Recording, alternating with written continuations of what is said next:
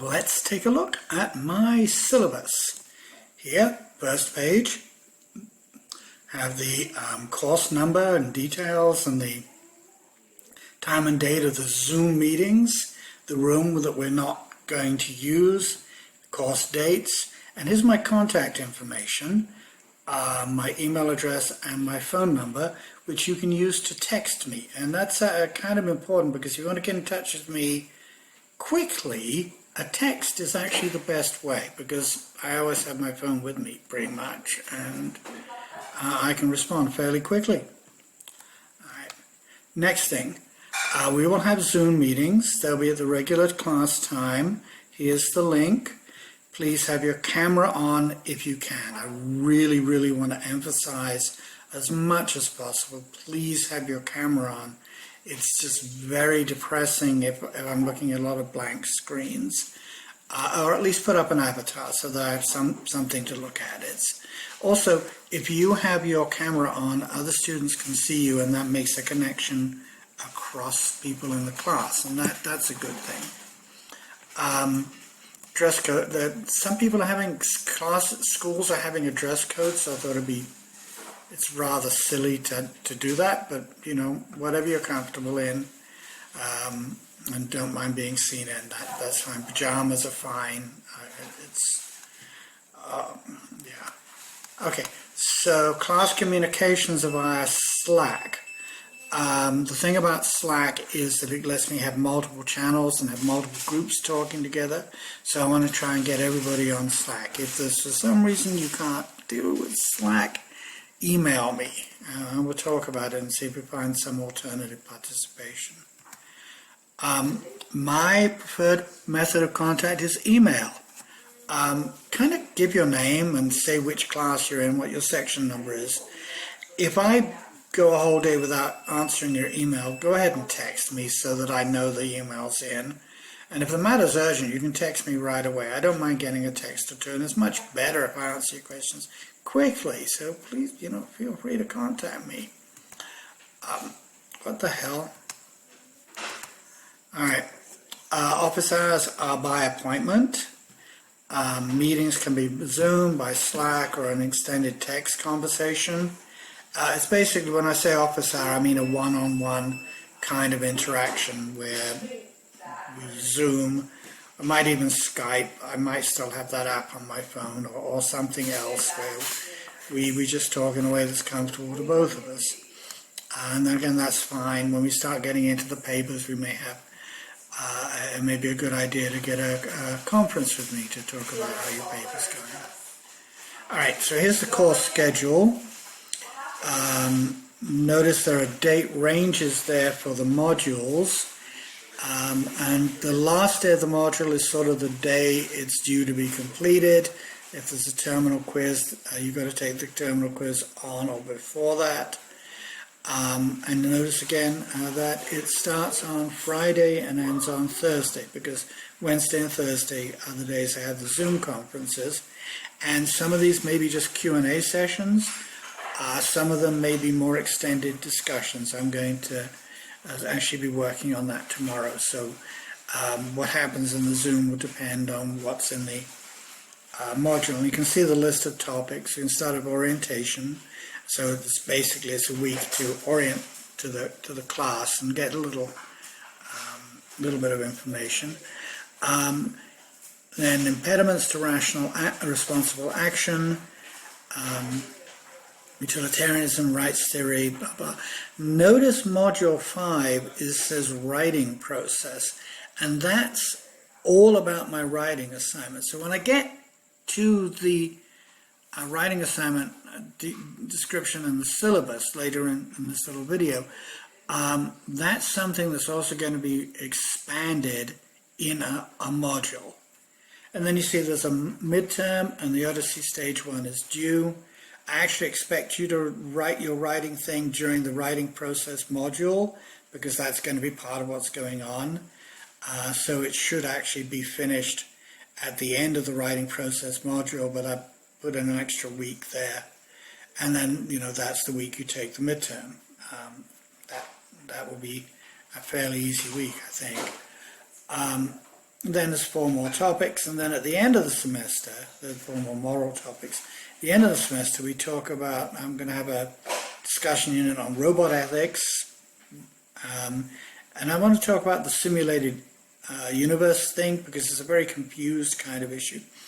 And the last thing we're going to do is to do the Titanic Board of Inquiry, because I think it might be fun, and I don't think that people properly analyze the Titanic disaster, so I want to have you guys have a go at it.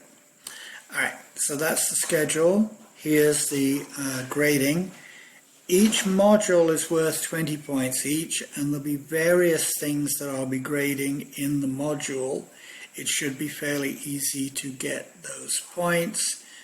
Each module should take about 4.5 hours all told. I recommend you do half an hour a day.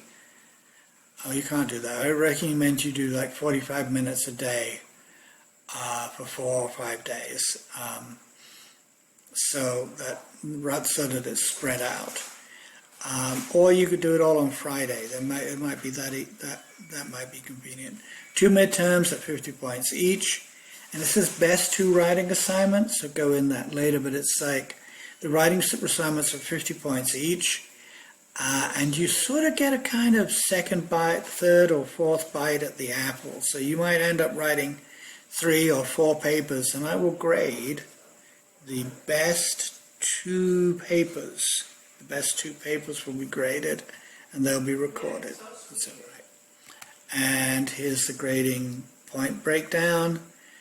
Right, 90% an A, 80% a B, 70% C, 60% a D, and then below that it's an F.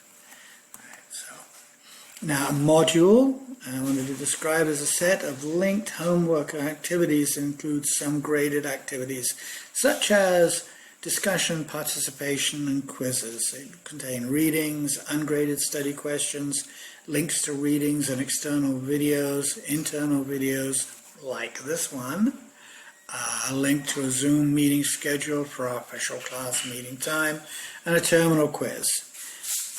The idea is that working through the module gives you everything my part of the class is supposed to. If at any point I drop an assignment, the total requirement will fall by the value of the assignment, so that it won't impact your grade.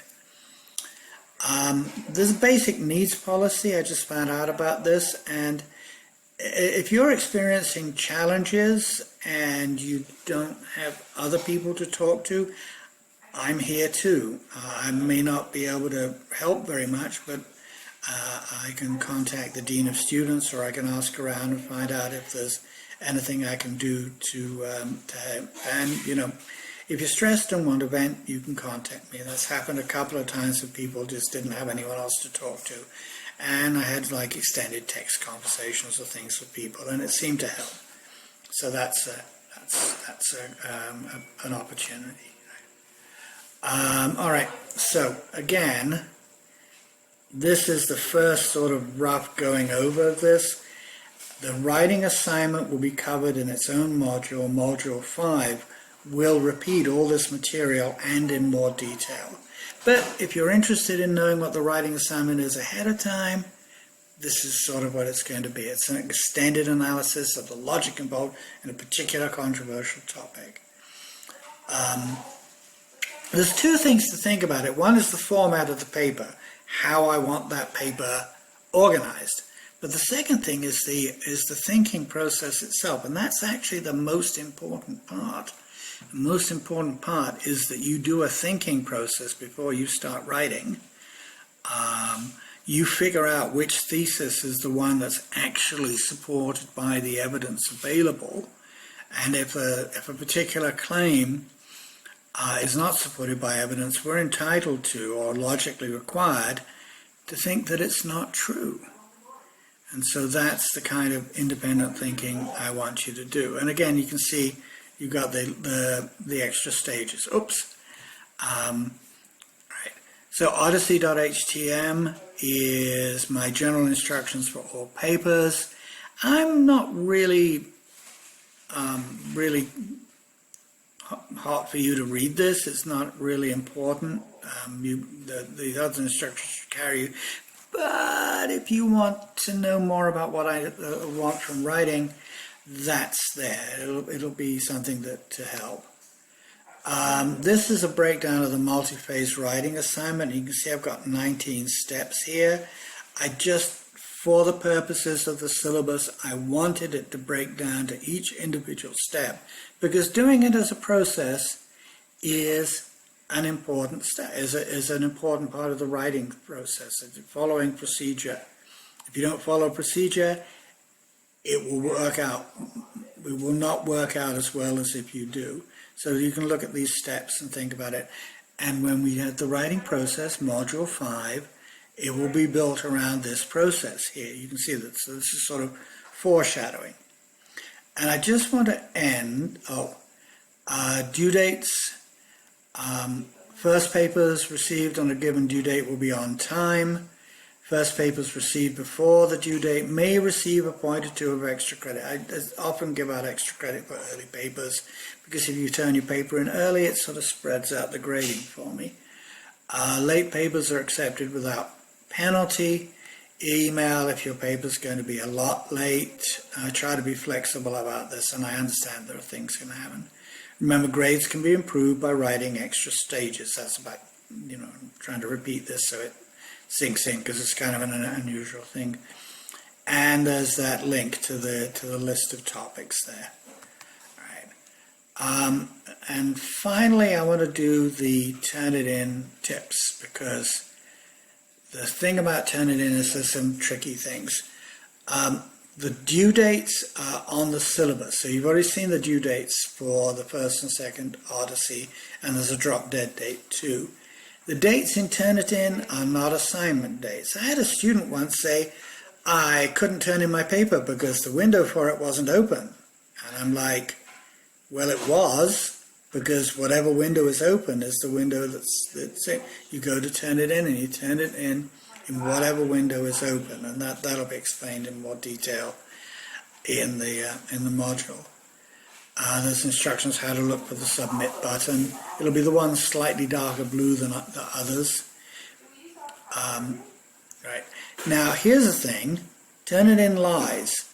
When you tap that submit button, your paper isn't really submitted, it's sort of held, and Turnitin's got it. I've got it! Now, shall I throw it away? Right. And if you click confirm on that next page, it gives you a page, and you're supposed to click again. So it takes two clicks to submit a paper. Then you have to click confirm, and then your paper's submitted. If you don't do that second click, you don't click confirm, it will just throw away your paper. Once it's submitted, go back to turnitin.com to check that it's graded. Turnitin does not notify you when your paper is graded. I think that would be a marvelous thing if Turnitin just went, hey, your paper's got a grade now, but it doesn't. So, there. Papers may be submitted after the due date, although not so much after the drop dead date at the very end of the semester. But if it's submitted late, it may or may not be graded at the end of the semester. It doesn't guarantee grading. You see the writing assignment. It's basically that I will have a lot of work at the end of the semester, and I've set a deadline. If you make that deadline, your paper is guaranteed to be accepted and graded.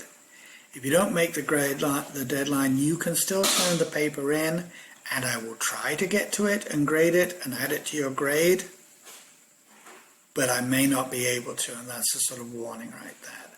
So, and there's never a late penalty, so it doesn't hurt to try. Right? I'm never going to take a late penalty. If your paper is turned in 2 weeks late and it's a 50-point paper, it will be recorded as a 50-point paper. Okay, I hope that is sufficient to explain the syllabus. If you have any questions, go on to the Slack and ask there, even in the general thing. All right, thank you very much for your attention. See you on the next Zoom.